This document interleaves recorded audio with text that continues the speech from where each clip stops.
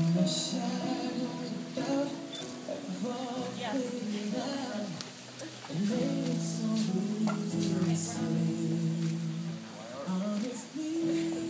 was going to say you can do that, but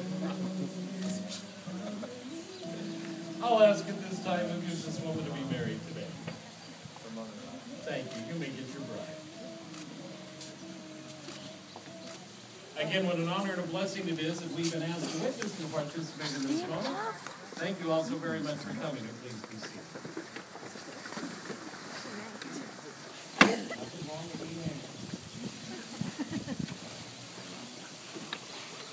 So I always seem to tell the same little story to every one of my couples. Up until 9 years ago, I would share with each couple the rules and regulations about marriage. I have to be honest, I thought these were great rules and pretty awesome regulations. I did mention that was what I did up until 9 years ago. 9 years ago, I got married. My wife came down the aisle, joined me at the altar, and unbeknownst to me, she had her own rules and regulations about marriage. I tell everyone that was the day I learned compromise. We follow her rules and regulations about marriage. But what it did teach me, guys, it's not my job to share with you what I think is right or what I think is wrong. You've already been led by example. So let me share with you the importance of family. From the day you were born, they were tasked with the responsibility to share with you the rules that you would need. The rules aren't rules. They're simply called virtues. And the virtues they shared with you are called love, loyalty, respect, trust, but most importantly, understanding.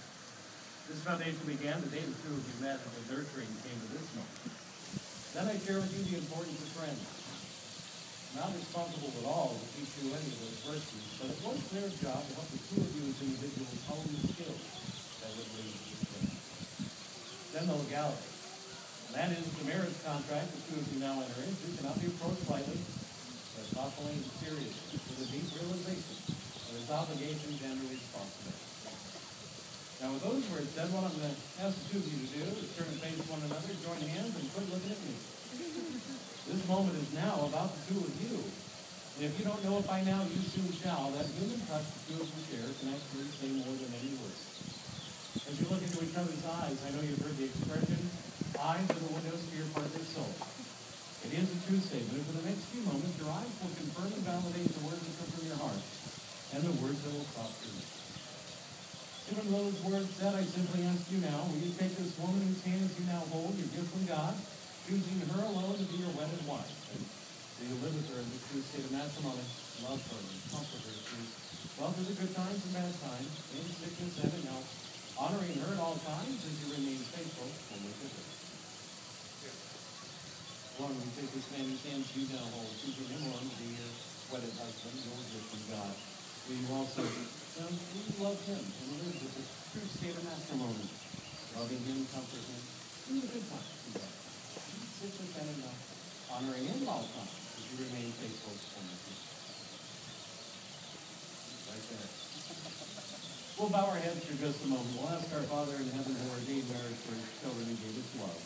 All of us here present to you Lauren&Steven who come this day to be married. And we ask that the covenant of love they may be blessed with true devotion and spiritual commitment. We ask that you give them the ability to keep the covenant they are about to make. If selfishness would ever show itself, we ask for generosity. If there's ever misunderstanding, we ask for patience and gentleness, and if suffering becomes a part of their lives, we ask for a strong faith and an abiding love. Amen. You simply now repeat after me. Today I give myself to you in marriage. From this day forward, I promise to stand by your side, no matter sickness or health, joy or sorrow, good times or bad. I promise to comfort you and support you, to laugh with you in triumph. I promise to respect you always,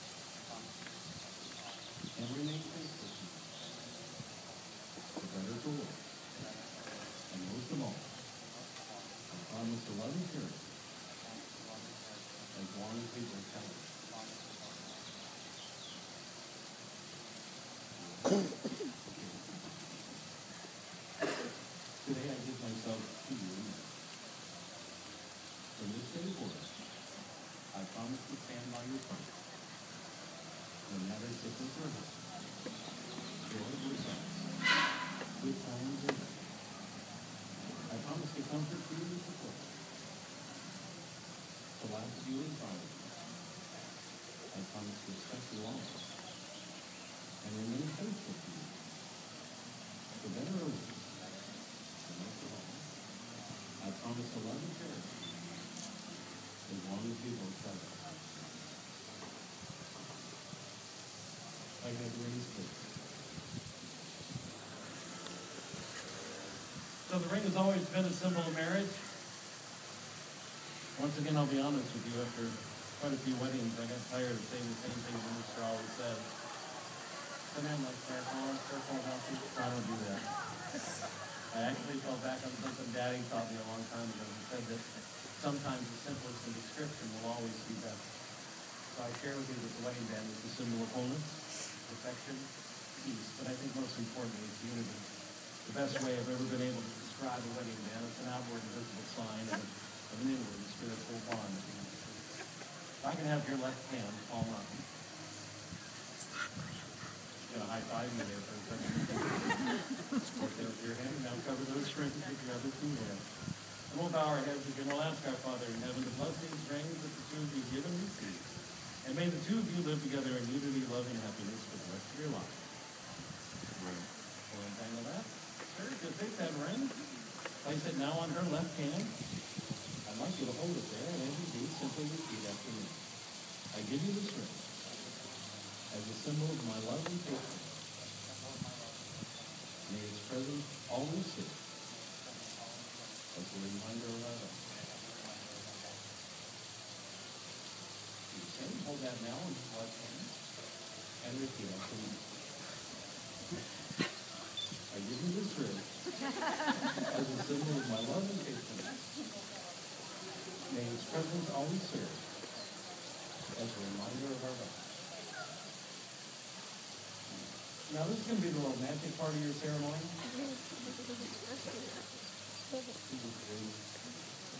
Even this will not be the kissing part yet. Much as you think it will be. You'll put your left hands together. Now I want you to get real close to that kiss scene and join your right hands together. Look at me, look at me. This moment is now about the two of you. And if you don't know it by now, you soon shall. That human touch the two of you share, as I mentioned earlier, you can actually say more than those words. Well, now let me share with you what that ring represents. On your left hand, you do have that ring, that apple in this time. No matter where the two of you are going to travel in the world and roam together, others will see this as a universal symbol that connects you to the ultimate promise and your respect. Now, up until today, I bet you've given gifts to each other for various reasons. Even today, you've given and received a gift. I hate to be the bearer of bad news. You add up all those gifts given and received, and actually remember that the real gift, that's not being held on the right. Whatever you were and are, shall ever be is in your right hand, and one thing for you, whatever you were and are, shall ever be is in your right hand. This comes with a big responsibility, and I share this with each one of my couples. If there's ever a time in your marriage where things get rough, can't see eye to eye, can't even agree to disagree, one of you has good sense enough to take the first step back, look down on the way on your hands, remember this moment in time, and most importantly, the promise. And there you do have a marriage that can't even last a lifetime. Now, for the last 15 minutes, people have been staring at us like fish in a goldfish bowl. It's a little uncomfortable at some point. That's where I want to turn the tide. Couples don't get to do this very often. What I'd like the two of you to do is to turn around and face them. But I want you to do me a favor. I want you to stare at them like they've been staring at us. Just stare at them. Now, you got to stare real hard. See, they're going to laugh and smile and wave if they start over. This is fun. No, they start to get nervous. They're not liking this at all. But if we don't quit staring at them, they're going to get up and leave. So let's stop. Okay. Here's why I had to do that. I'm going to share with you a recipe that I've shared with each one of my couples for a good marriage. But part of the ingredients, I don't have them all. They're going to be found in everybody you know here that's a union. Whether they've been married a week or 100 years, just simply ask them, what's the one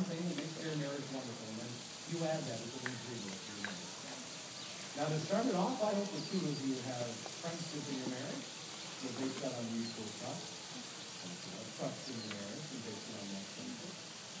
But to add awareness to your marriage, be aware there is no promise of tomorrow. So you gotta live each day for understanding. Believe it or not, as you get older, your interests and desires won't be the same. You gotta support each other whenever this is going to happen. Now, being from the Midwest, my mama had some pretty funny sayings. One of them was, rainbows will always follow rainy days. As a small boy, I didn't understand it, and I grew older, I understood that word called foresight. Gotta add that to marriage. You and I know I don't know you that well, but I do know men. Deep down inside of me, you still got that little boy that comes out every once in a while and gets you in a lot of trouble. It's called imagination. I want you to keep that alive in your man. The other one's my favorite ingredient, guys. They would call mirth for your sense of humor. Because if I'm going to anything, every good marriage needs a good sense of humor. Now, the other two ingredients you already have, it's going to be the top two, give and I will share it. Do me a favor, don't just start it when you hear it. Keep having it over happiness. Hope you find it and make each other happy. The other one, of course, is love, and I hope you find it equally in the love one another. So the two of you will face each other, join your hands together. This is the part where I just simply say, by the power vested in you by the Spirit, and because the two of you are stood here before family and friends, you separately live together in the harmony of marriage and seal that with you. I've been given the right to breathe the title you've longed for. That title is my husband and wife. Now, I'm not quite sure, but something tells me the two of you have kissed a whole bunch of times already. So maybe we'll make this one a little different. Even no longer the hands of your best friend. Well, these are no longer the hands, just your partner. Right now, your husband and wife, I'd like you to make this a seal to the promise.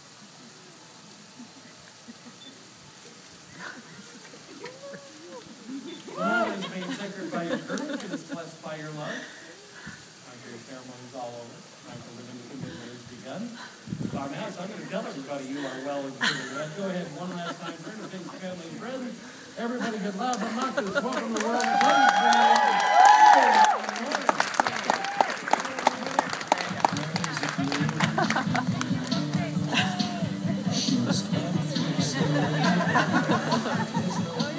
This is cute. Here we go. Yay! Give it the bubble. Dad.